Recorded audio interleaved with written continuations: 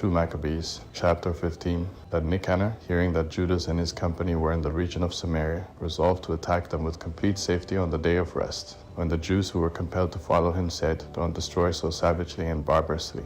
but give due glory to the day which he who sees all things has honored and hallowed above other days." Then the thrice accursed rich asked if there were a sovereign in heaven who had commanded to keep the Sabbath day. When they declared, "There is the Lord, living himself as sovereign in heaven, who told us observe the seventh day," he replied, "I also am a sovereign on the earth, who commands you to take up weapons and execute the king's business." Nevertheless, he didn't prevail to execute his cruel plan, and Nicanor, in his utter boastfulness and arrogance, had determined to set up a monument of complete victory over Judas and all those who were with him. But Maccabees still trusted unceasingly, with all hope that he should obtain help from the Lord. He exhorted his company not to be fearful at the assault of the heathen, but keeping in mind the help which in former times they had often received from heaven, so now also to look for the victory which would come to them from the Almighty, and encouraging them out of the law and the prophets, and reminding them of the conflicts that they had won, he made them more eager. And when he had aroused their courage, he gave them orders, at the same time pointing out the faithlessness of the heathen and their breach of their oaths, harming each one of them, not so much with the sure defense of shields and spears as with the encouragement of good words, and moreover relating to them a dream worthy to be believed, he made them all exceedingly glad.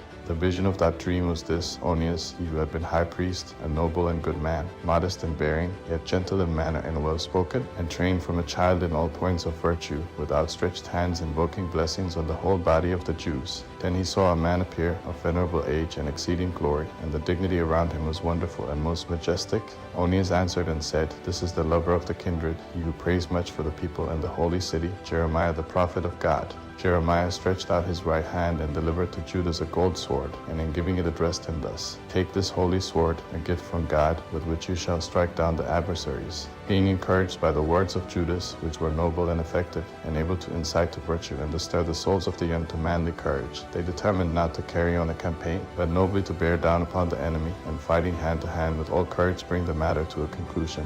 Because the city, the sanctuary, and the temple were in danger, for their fear for wives and children, and furthermore for family and relatives, was less important to them, but greatest and first was their fear for the consecrated sanctuary. Also those who were shut up in the city were in no light distress, being troubled because of the encounter in the open country, when all were now waiting for the decision of the issue, and the enemy had already joined battle, and the army had been set in array,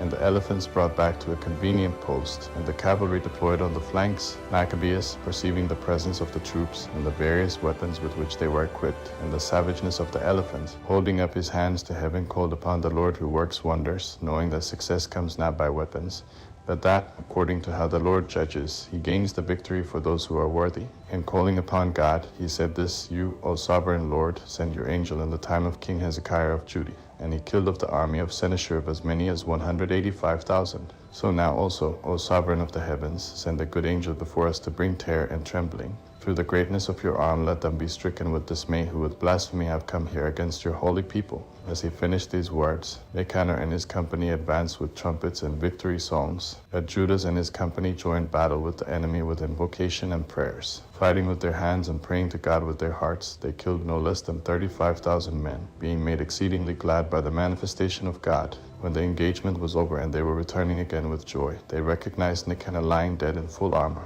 And there was shouting and noise, and they blessed the sovereign Lord in the language of their ancestors. He who in all things was in body and saw the foremost champion of his fellow citizens, he who kept through life the goodwill of his youth toward his countrymen, ordered that Nicanor's head be cut off with his hand and arm, and that they be brought to Jerusalem. When he had arrived there and had called his countrymen together and set the priests before the altar, he sent for those who were in the citadel, showing the head of the vile Nicanor in the hand of that profane man, which with proud brags he had stretched out against the holy house of the Almighty, and cutting out the tongue of the impious Nicanor, he said that he would give it in pieces to the birds, and hang up these rewards of his folly near the sanctuary. They all, looking up to heaven, blessed the Lord who had manifested himself, saying, "Blessed is he who has preserved his own place undefiled." He hung Nicanor's head and shoulder from the citadel, a clear sign evident to all of the help of the Lord. They all ordained with a common decree to in no way let this day pass undistinguished, but to mark with honor the 13th day of the 12th month, the day before the day of Mordecai. This then having been the account of the attempt of Nicanor, and the city having from those times been held by the Hebrews, I also will here make an end of my book.